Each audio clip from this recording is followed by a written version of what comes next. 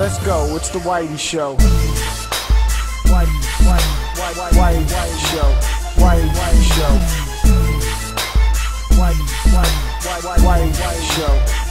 Which one, old man, that ain't got to shake your head?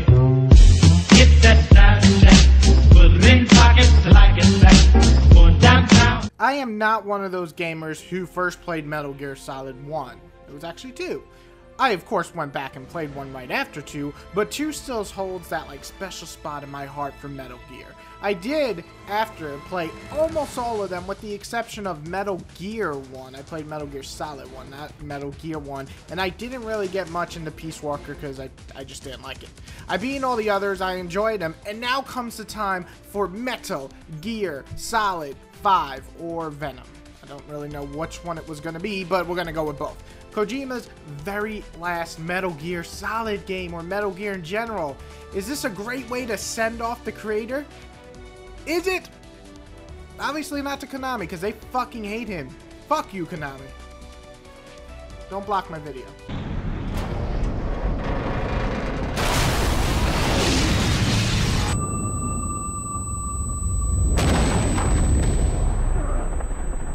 Which one, old man, that ain't got to shake your head?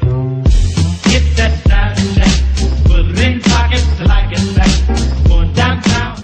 One of the biggest things that I was impressed by is the open world like never before. If you ever thought Metal Gear was linear, this game opens it up like none of the previous titles. I think Peace Walker kind of dipped into it, but not nearly as big as this. Yes, Metal Gear always gave you a decent sized map to kind of travel back and forth in, but this game drops you into an area, and depending on the mission you're doing, and you could truly tackle every mission with complete and utter freedom. The open world feels a lot more in common with something like Far Cry than any previous Metal Gear game. Talking about that, the collectibles and gathering are insane in this game. In previous Metal Gears, you could collect secrets and unlockables, but in this game, the idea of recruiting people, capturing outposts, destroying air radar, collecting animals, and so on and on, it's just so much fun, and it's pretty awesome. Not only that, but some of it, when you collect it, is great money-wise, but you can also, like, advance your weapons and gadgets. I mean, this idea is just a really big plus to me, because if you follow anything in the Far Cry series, you better follow the good stuff, which is basically collecting shit. Analysis complete. Analysis complete.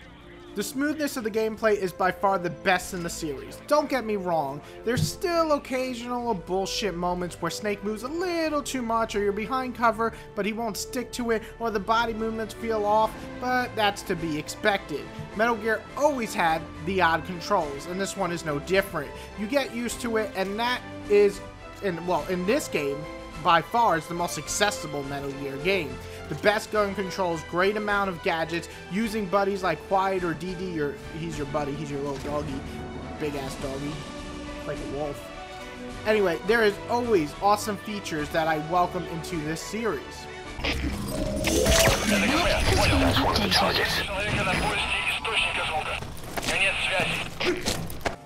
Content is insane. You'd think Metal Gear, and a lot of people go, LOL's 9-hour movie game. Yeah, well, this game is like a gigantic fuck you to all the people who ever said that. I spent 10 hours, and I wasn't even done with the first 12 missions. Between side ops and the size of the maps and the prep I take for each mission and trying to beat each mission smart, this game offers more gameplay than any other Metal Gear. This is a more gameplay-focused Metal Gear than ever before. The story is also another positive for me. It's wacky, sometimes corny, yet exciting nonetheless. I truly think Splinter Cell is the better stealth game. But as far as story, Metal Gear is hands down the best in the stealth genre for story. It's always interesting, even if you're like, what the hell is happening half the time? Big Boss, Snake, whatever you want to call him, Venom, blah blah blah, is back, and he's trying to build his base, which you know what base we're talking about, back up to and fight back against the ugliest fucking enemy to ever grace our Metal Gear lives, this fucking disgusting burnt face looking dude. I'm sorry, sometimes I don't know the name of characters. Anyway, without giving too many spoilers, you meet a lot of characters from previous games, and it kind of ends with a twist, which I'm going to move on to the bad in a second. But what I do love is kind of like this bridging the gap between this and Metal Gear 1. Now the twist. I won't name it because I'm not an asshole, but it can divide somebody's overall thoughts of the story easily. It's not completely hard to see coming. Everyone I knew, including myself, saw it coming. Still, they executed it well enough, yet I can see why some diehard fans might hate Kojima after this will be his last game, so I understand. Also, while the lands are huge, they can be kind of boring to explore sometimes, especially when you visit the same freaking areas multiple times doing very similar missions. It can get very annoying. It's fun taking out outposts, but not the same one 3 or 4 friggin' times and rescuing some random guy in the same place. It just gets kind of annoying. And the last bad I can really think of is the huge changeover from the story to gameplay ratio. This might make some older fans pretty upset. It's like when Dragon Age Origins and 2 expanded into Inquisition. I enjoyed it, but it also took me back some because it made me disconnect from the story.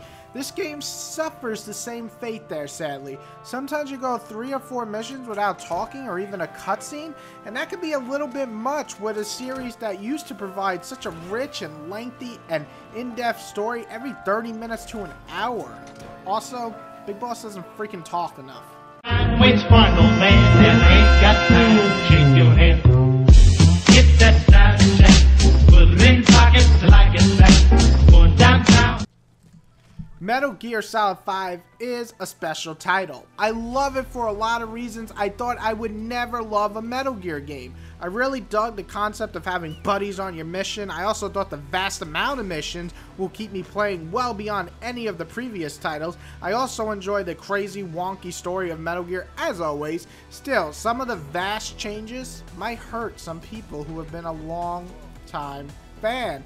Having the story light and especially having Snake being silent a lot took me out of the story a few too many times that I would like, and the open lands might make some people bored when they want just small quarter espionage type missions. Still, Kojima gave us something pretty special if you ask me.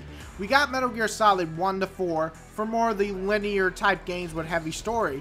We know what happens to Big Boss. Maybe we didn't need such an in-depth story of how he becomes a crazy fucking maniac, because you could kind of, you know, put it together. But maybe not. Some people really want it. Anyway, the gameplay by far is the best in the series for me. It's the smoothest, it's the easiest to really sink hours upon hours into, and that's just the truth. So this is like the final hoorah for Kojima. So in my opinion, Metal Gear Solid 5 or Metal Gear Solid Venom, whatever you want to call it, is an amazing game. Even if there's some bumps in the road. I'm gonna give it an amazing score of 9 out of 10. Go Metal Gear. And I'll melt into you. What a fear in my heart, but you're so supreme. I give my life not for honor, but for you. In my time, there'll be no one else. Crime, it's the way I fly to you. I'm still in a dream, snake eater. Someday you go through the rain, and someday you'll feed on a tree frog. It's ordeal, the trial to survive.